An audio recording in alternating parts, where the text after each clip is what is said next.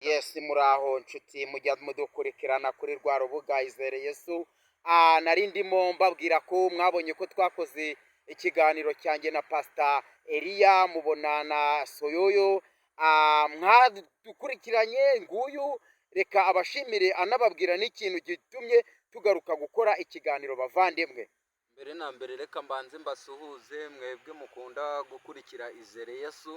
Ndabizi neza ni iby'umugisha ku muntu wese wakanze subscribe, Imana imuha umugisha, kandi n'undi wese wifuza kudushyigikira nawe agerageza abikore, niba unafungure notification kugira ngo ujye wakira video mu ba mbere.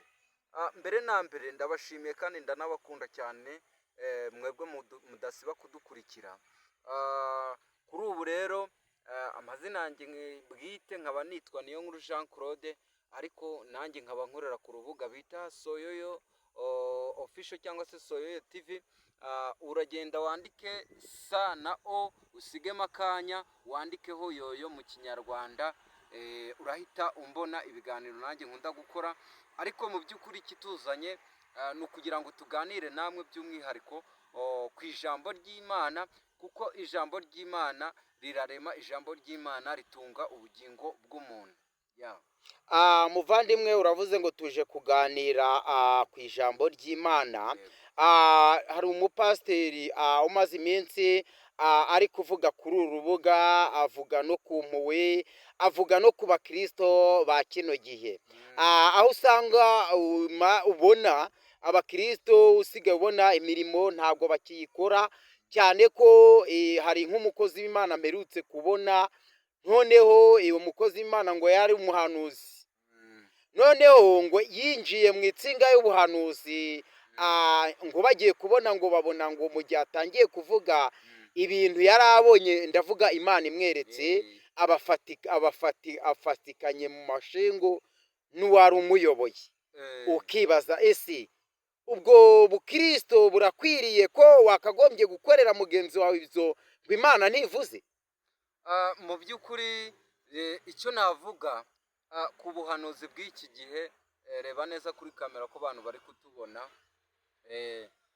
Muri ino minsi ikintu bita ubukristu bujyanye n'ubuhanuzi, abenshi bamaze kubuca amazi. Kubera iki? Bumaze kuzamo ibintu by'uburiganya n'iki. Ariko ntekereza yuko muri uko kubwiriza cyangwa se muri uko kumuhanurira, yamuhanurira ibintu bitandukanye n'ubuzima bwe, kuko ko iki gihe abantu bashaka ubuhanuzi, barashaka ubuhanuzi bubabwira iby'ubuzima bwabo cyangwa se bubabwira guhinduka. We niba yaramuhanuriye ibintu bitandukanye n'ibyo we arimo, urumva ko nyine yahise muzamurira kamere, bituma mufata mu ishinga. Kubera ko ubuhanuzi bubeshya ko iki gihe burabeshya, ubuhanuzi bweze burabeshya, kuko akenshi abakora ubuhanuzi babukora kugira ngo bagire gute, bishakira indamu, umuhe ibyo bitanu, umuhe amazi yo kunywa.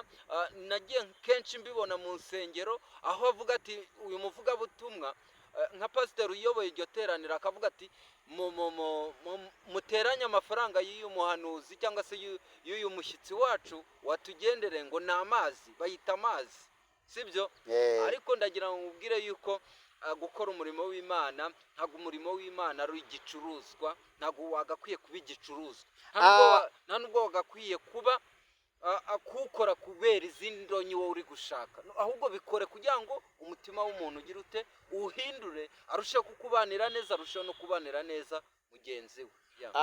Urabona, none se tuvuge ko ubuhanuzi nk'iyo tubonye ba Yakobo, ba Simoni, ba Petero, cyane ziriya ntumwa za Yesu, ko Bibiliya itwereka ko bahanuraga bakavuga mu ndimi, ndetse bakerekwa n'ibizaba, cyane ko nigize mvuga ukuntu Yohana ari mu kirwa Ipatimu, ndetse agiye no kubatiza Yesu, yabwiye Yesu ngo, yabwiye abantu bari baje kubatizwa Purito, ngo ndababatiza ngo mu mwuka, ngo hari n'undi uzaza ndababatiza mu mazi, hari n'undi uzaza mu mazi, mu mwuka. Ese uribaza, iki ni umwuka n'umuriro ni iki? Amazi ni umwuka. we yaravuze ngo ndababatiza mu mazi, hari uzaza babatiza mu mwuka. Tukibaza duti se iba abo ba kera barabonaga abo bahanuzi ndetse barahanuraga, ababuno ntago baba bagihanura, ni ukubeshya cyangwa abantu muri iyi minsi basigaye basenga bishakira indamu? Reka ngusubize aho hantu. Ijambo ry'Imana riravuga ngo mu bihe by'imperuka hazaboneka abahanuzi b'inzaduka. Urumva? Mu bihe by'imperuka nta umwana azaba yica nyina yica umwana we. Urumva? Ibyo ngibyo biriho. Urumva? Ni gute se wumva yuko ijambo ry'Imana ryatekereje ko ibyo bintu mu bihe by'imperuka abantu bazaba bagambanirana, bica, baroga, urumva, babwiriza ibinyoma, hakaduka mbese ikinyoma ko ari cyo muha intebe, sibyo?